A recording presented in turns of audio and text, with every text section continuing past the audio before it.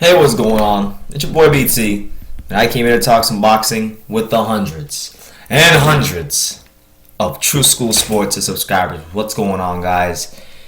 Great news in the sport of boxing, pending approval, of course, from HBO, but Mauricio Herrera and Ruslan Provodnikov have agreed to a rematch in April. They just gotta kind of wait for HBO to approve it, and then the fight will be made, but that's great news because, at 140, you have guys like Polsto who's holding the WBC title. You have a guy like Crawford who's holding the WBO. Broner has the WBA, and then the Russian dude who beat Rene Cesar Cuenca, that Argentinian dude who was 48-0. He beat him. He beat the Argentinian guy, right? Rene Cesar Cuenca. So I think it starts with a T. It's a Russian guy. I remember his name, but he holds the IBF. So 140 is a very interesting division right now.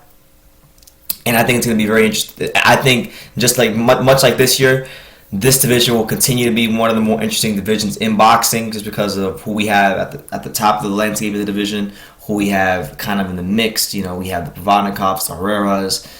I guess if you want to say him now because he beat Adrian Granados, Amir Imam himself. 140 is an interesting division to say the least, but Herrera and Provodnikov, as many of you guys know, they fought in 2011. I know Herrera handed Provodnikov his first professional loss, but this is what we need in boxing because we don't really get a lot of this. And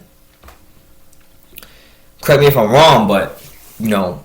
When was the last time you really saw two top 10 guys, fringe top 10 guys in the division in boxing give each other a rematch?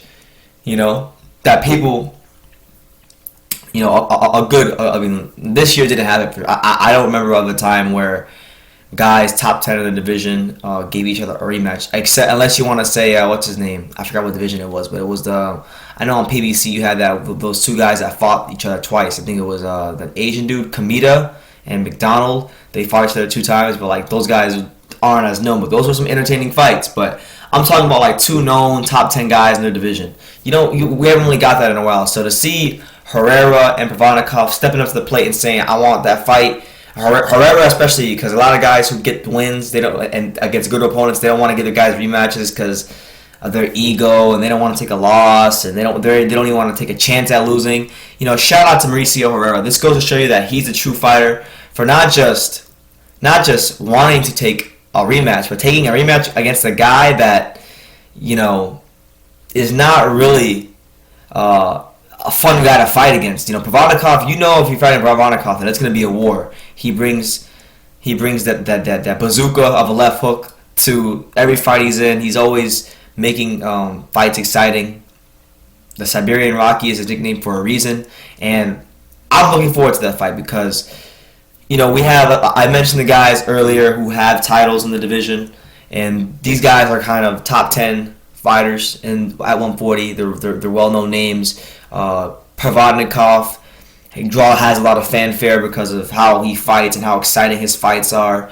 Herrera is a Mexican, so he has a kind of the built-in Mexican fan base. So with that being said, I think the winner of this fight is going to put themselves in line for some sort of a title shot. I haven't went and looked at the rankings yet for the WBO or WBC or WBA or anything like that, but I do know that whoever wins this will probably get a chance at Polsto or Crawford, and Aaron would use those guys, the winner of this fight, as an opponent for one of those guys. And for Crawford or Polsto, if they do get these guys before they have the unification fight, then that's going to be a good opponent for them, and these guys can give them some good rounds, and they might even mess around and beat them. So I think this fight does have a lot of stake for the 140-pound division at large, and I'm glad that we have 2 fighters, real fighters in boxing, especially from the side of Herrera, who could easily just said, "No, I beat you already. When you were undefeated, I had nothing left to prove." But Herrera,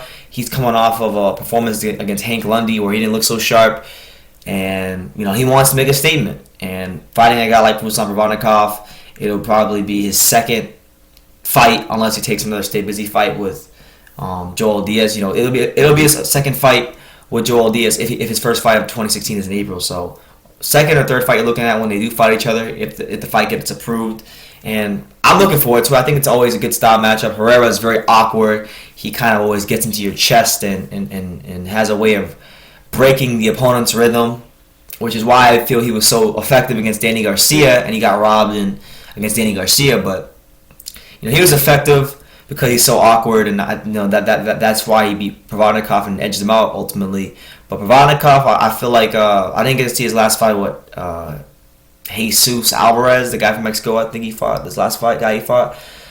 And so I didn't see him fight, and I don't even think I went back and watched the highlights yet. But I know Ruslan is probably, Joel Diaz has to be teaching Ruslan a little bit more about protecting himself, because he's been susceptible to standing there and trading and taking a lot of punishment, and that's why he's lost a lot of his fights. And we all know if Ruslan was even this much better of a defender, it would go a long way, because he's great. He can take a lot of punishment, and he can give out a lot too. So I'm looking forward to this fight. Shout out to these guys. These are real fighters in the sport of boxing. These aren't pink dress divas like we see in other places in boxing. So you got to give these guys a lot of credit for stepping up and saying, I want the fight. But hopefully HBO follows through on their end and they approve the fight so the fans can see it, because that is a good fight for the first 4 months of the year in 2016. So let me know what you guys think.